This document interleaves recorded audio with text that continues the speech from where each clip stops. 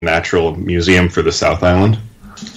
And it was funny because they had this section in the museum that was just like every bird in New Zealand, but because they only have like 100 different birds, like you can actually exhibit. But like, there's one native mammal to New Zealand. Like, it just doesn't have that much diversity. What's the native mammal? It's a kangaroo? What's that? No, it's a bat. It's a type of bat. There's actually an endangered type of bat that we're trying to protect. Oh, what if he got there? What if James got there earlier and saved the mua? It was cool. It was because it's big. A big bat. That's what's fun about. No, the moa. Yeah, the moa is a when I big... saw the skeleton, it was a cool one. Yeah, I remember seeing it. This is so cool, James. Aren't you? So, what's your new place like? It's just like a room with a bathroom, and it's furnished. Right on. So you're the traveling worker man. Yeah, exactly. In New Zealand. Hey, I started the show. Oh, wait. We are up and running. So I'm gonna shut the surf music down. That's surf rock. No, yours was actually the sounds of the surf. No, it was just some surf rock. Just ocean breeze. No, you're listening to the ocean breeze, and I'm listening to the rain up here in the Pacific Northwest. Hi, and welcome to Seattle's #1 comic book podcast, the podcast that is dedicated to the first issue of your next favorite comic. And I'm Larry.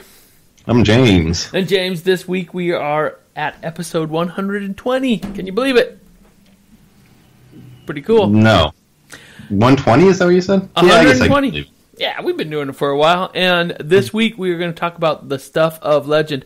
I am excited about this book because I have wanted to read this book for a long time. I never read it before, and we finally did. We're going to talk about it. And let's do it. This is coming on the heat. Not yet, Larry. Oh, not yet. For sure, not yet. Recent and Decent. You were almost going to jump right in. I was almost going to jump right in because I do enjoy this book, and I'm going to keep enjoying it, and I'll tell you more about that later. But first, Recent and Decent, James. Do you have Netflix down there in New Zealand? Yeah, I do, but it is funny. We do have different. It's probably like 95% the same. So you might be 95% getting The Chilling Adventures of Sabrina the Teenage Witch. Oh, yeah, and my old roommate said that he was a fan. Wait, are you talking about... Oh, no, I was thinking of Riverdale for a second. Well, have you seen Riverdale? I haven't seen any... It's kind of in that same modernization of a classic comic. It is, and I watched the first half of the first episode, and it was really good. But not good enough to watch the second half? Well, I had to go to bed. It's pretty late, but the credits. You're watching like the trailer, and then how Netflix automatically starts the show. Oh yeah, and you're just like, well, I guess I'll watch the first 5 minutes. I guess I'll watch the first 5 minutes for sure. But the trailer of this uses the original art from The Chilling Adventures of Sabrina the Teenage Witch. So that right there is enough to be like, you got to watch this show. And I was a surprisingly big fan of that comic. Yeah, and it's great art, and it was a really good. The art was probably maybe better than the story. I wonder how the story transfers. I remember the story being good too. Yeah. It was all a really good comic and a pretty good television show. I'm going to keep watching it. So I'm going to encourage. Watch that second half of the first episode.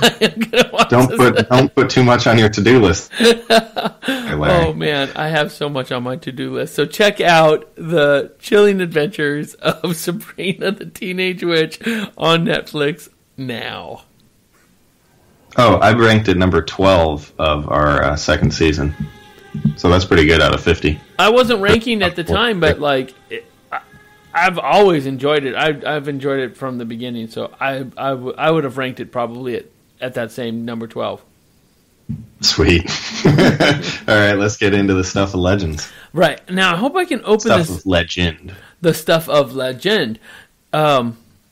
James, give us the setup, because this is coming on the tail end, and I guess we were missing a week of comic book podcasting here.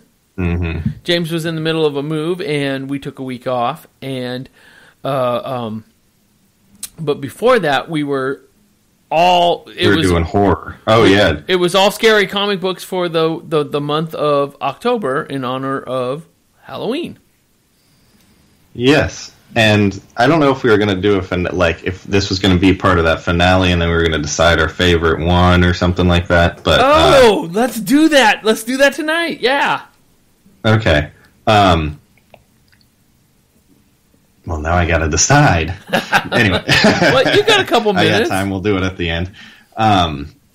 So the stuff of legends. This Volume one is like a scary it's scary for 5-year-olds in the 1930s.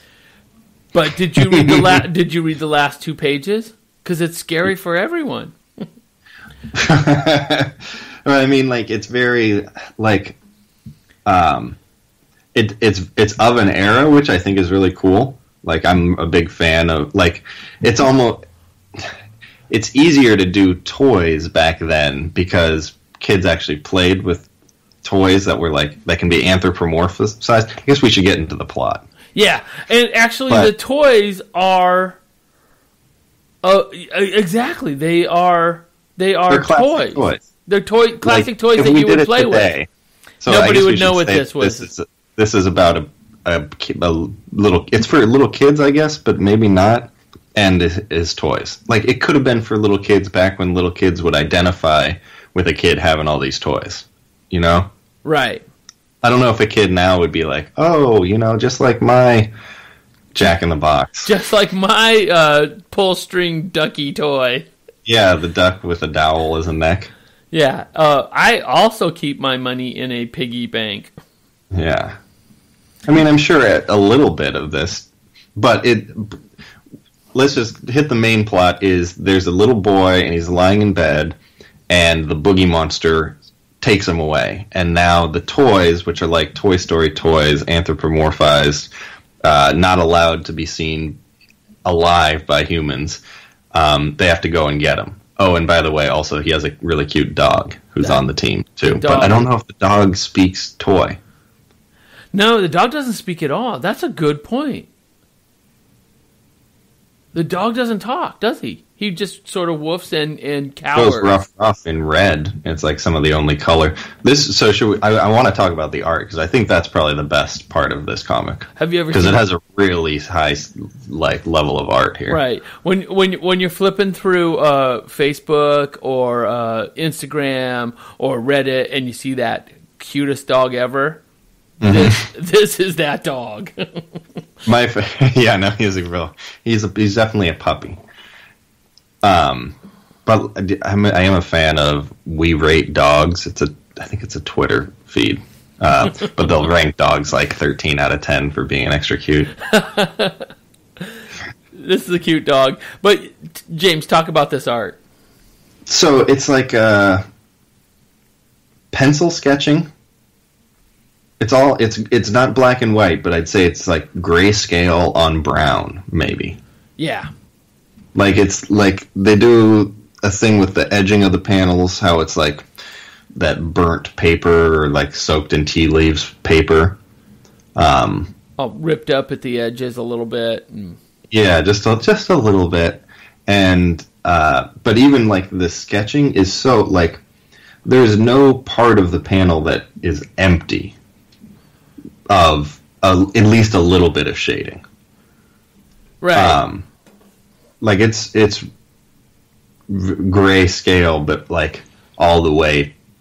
I don't know. It's more on the darker side, maybe, or more on the like just so full. It's very full. It's very I do not want to poo-poo this artist. I forget Charles Paul Wilson III. Mm-hmm. I don't want to poo-poo the art at all because it's fantastic, and it's fantastic in its And it's almost naive. Authenticity. Authenticity, yeah. It's got a... I definitely agree with, like, the night... Like, it captures... Like, I want to recommend this to children, but it's not really, like... I don't know if modern children... I don't know why I'm judging that part so much. It seems like it's aimed for children, but it's a little dark. Or a little scary for children. It is a little dark and a little bit scary, and also the time doesn't work. I hate saying that, though. James like said, maybe an older child would like it. Yeah, because there's certain elements. It's set in. I don't want to push fear onto children, but yeah, it's set in 1944, so like some of the references are going to be off. But there's not like there's that much dialogue, you know. There isn't. I mean, maybe a kid doesn't know what an army man is. Yeah, what an army man is. I'm looking at the tennis racket on the rack. But then would they get toys? Toy Story? Yeah, it's Toy Story basically. Yeah. It's Toy Story. So it's just assuming every child has seen Toy Story, so then they can tap into it. There you go. Yeah, you've seen Toy Story, you've seen this. Why does he have 2 beds in his room? You know, that's a great question. I'm looking at that panel right now. As a coincidence, it's weird that that's the one I'm looking at because there's nothing really going on any of those 3 panels. But I'd been looking at the lamp to see if there was a part where it wasn't shaded. Like, I guess there's some parts where, like, the center of a light is white. And there's that classic, like, tennis racket. The one that I keep going back to is that tennis racket with the little... Oh, the wooden tennis racket. With a triangle, like, protector over it. I remember my friend had one of those, and I was always just all like, why do you need to protect your tennis racket? And you're not even really protecting all of it. Like, there's edges peeking out all over the place. It's a weird thing. Yeah. But anyway, we're kind of diverting away from this story. The story is this boogeyman, and the boogeyman is just like tentacles. Yeah, like black tentacles reaching out. I loved that. Like, that was probably my favorite page because of, the next page, actually, where it wraps around his mouth and he can't speak, and it wraps around his leg and it, like, pulls him out. Like, that's my favorite page because of the plot. Like, I love that moment where you're thinking, oh, this is like a normal, regular world, and then they drop whatever level of magic or whatever level of sci-fi or whatever level of dramatic conflict. I love this. This is that moment. I love this perspective of the toys on the shelf above the little boy who's getting drugged into a scary, dark closet. His mouth is covered. He's got his legs He's like tied, falling into the bed, and he's doing the best. And the dog has been thrown from the bed. The dog couldn't help him, and that becomes a plot thing. I love this. And the teddy bear's on the floor. Like, I can't tell if he's quite reaching for him or if it's just a coincidence. Yeah, everything just he just gets pulled into this super scary dark closet. We've all seen that. Yeah, it's super so Larry, scary. how scary? You say super scary. Do you think it's too scary for kids though? Because this is the scariest part right here. This is the scariest part. But I really love it's just like shadows. It's just like long tentacles. There's nothing really like substantial behind it, which makes it still seem like, oh, maybe it's like there's no viciousness behind it other than it's the darkness. The darkness, yeah. And I think it looks cool. Like, it's not like there's no blood, there's no dripping, there's no... I was going to make that same point. There's no, like, blood. Like, you know, he's not being, like, thrashed together before he's not being beaten before he gets drug away. Yeah, like, I can almost picture this being, like, the kind of thing that took a boy away to go be with Captain Hook.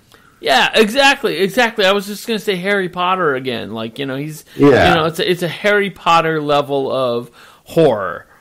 I'd even put it lower than Harry Potter. I think Harry Potter can get kind of adult.